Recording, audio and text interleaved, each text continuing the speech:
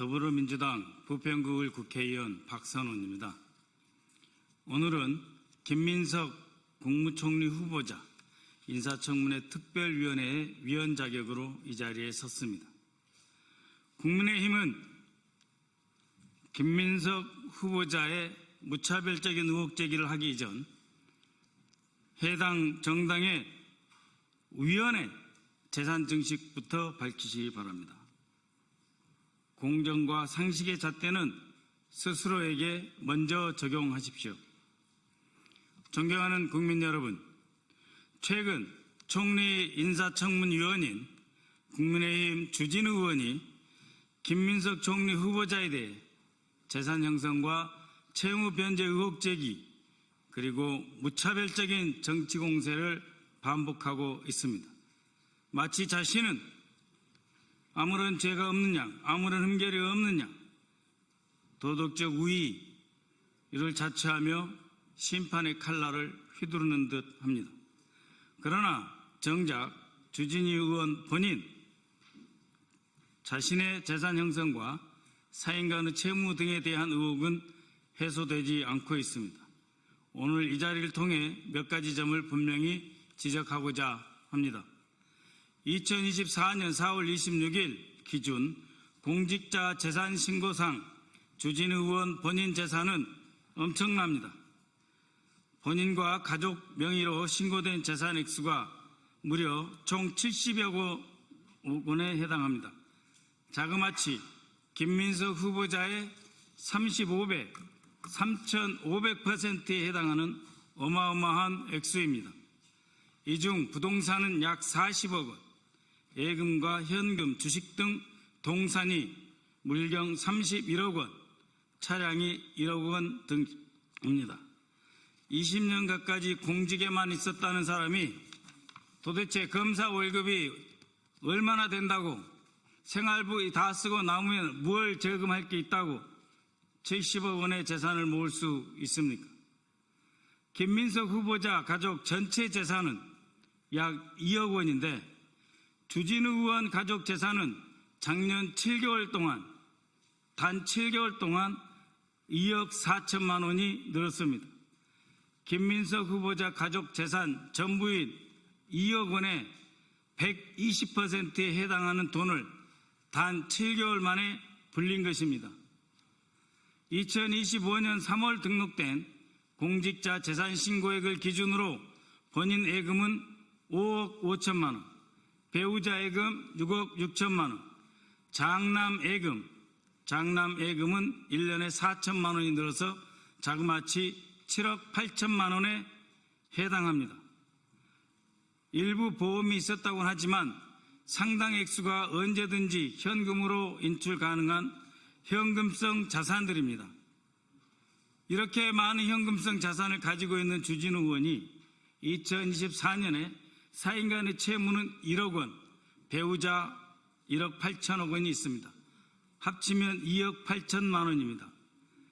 김민석 후보자 사인 간의 채무 4천만 원이 있었다. 지금 있는 것이 아니고 있었다. 8천만 원이 있었는데 다 갚았다. 그걸 시비 삼고 있는 현금성 자산 약 30억 원에 달하는 돈을 가진 사람이 채무가 부부 합쳐 2억 8천만 원이 있습니다. 그러면 주진우 방식대로 물어보겠습니다. 현금성 자산 액수가 상당함에도 불구하고 사인 간의 채무 2억 8천만 원에 달하고 있는데 이것은 진짜 빌린 것 맞습니까? 또 1억 원에 대해 상환했다고 되어 있는데 무슨 돈으로 어떤 소득으로 갚았습니까? 현금성 자산이 그렇게도 많은데 왜 빌렸고 그런데도 여전히 갚지 않은 돈은 또 왜 이렇게 많이 있습니까? 또 배우자는 1년간 274만 원을 상환하는 데 그치는데 은행 대출을 월할해서 상환하는 방식도 아닌 사인 간의 채무인데 왜 300만 원도 아니고 274만 원을 갚습니까? 위장 채무입니까? 진짜 채무 맞습니까? 주진우 의원과 가족들이 보유한 상가 예금이 포함된 현금성 자산 등에 대한 상세한 재산 형성 경위를 알 수가 없습니다. 또 공직자로서 재산 신고는 되어 있다고 하나 그 출처에 대해서는 알 수가 없습니다. 혹시 정치권 임문을 앞두고 그에게 후원금을 예금으로 돌려 보관하고 있는 것은 아닙니까? 이에 대해서 검찰은 인지사건으로 수사하지 않고 뭘 하고 있습니까? 서로 봐주기 하고 있습니까?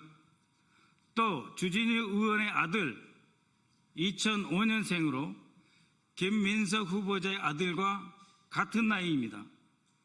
2005년생 주진우 아들과 2005년생 김민석 후보자의 아들 같은 나이인데 벌써 주진우 의원의 아들은 7억 4천만 원에 달하는 예금을 가지고 있습니다.